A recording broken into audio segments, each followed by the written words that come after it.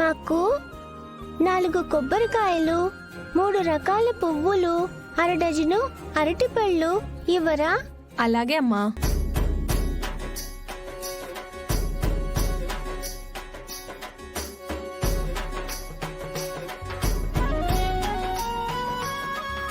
ఎంతైందమ్మా?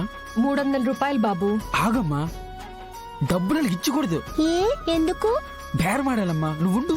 మొన్న పెద్ద షాపుకి నన్ను తీసుకెళ్ళావా? అవునమ్మా. అక్కడ మనం ఇవే తీసుకున్నామా?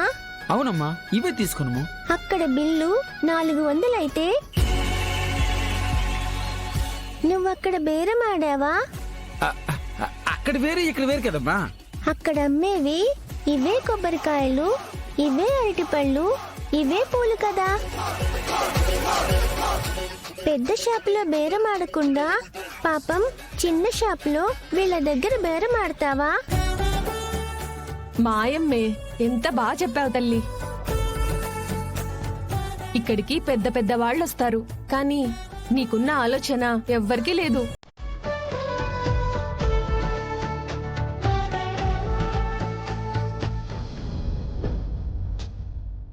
ఇదిగోండి అమ్మా. ఎంత? 200 అమ్మా. లక్ష్మమ్మ, బేరమాడి తగ్గిస్తారు కదా.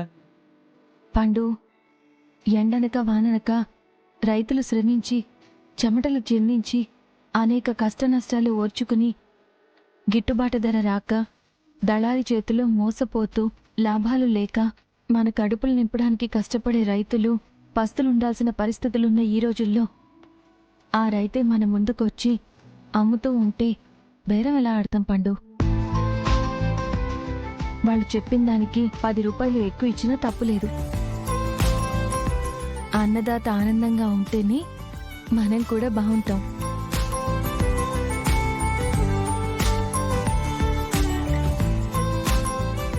హలో పండు, అమ్మా, ఏంటి ఆలోచిస్తున్నావు? నువ్వు అచ్చం అలానే మాట్లాడవు సిరమ్మ. ఎలాగ మాట్లాడాను? మా లక్ష్మమ్మలా మాట్లాడు.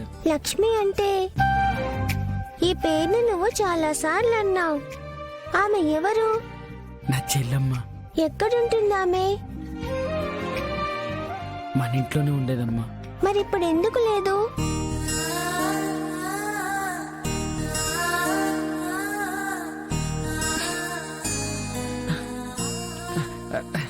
లేదమ్మా, నువ్వు నా చెల్లిని చూసింటే బాగుండేది. ఎందుకు?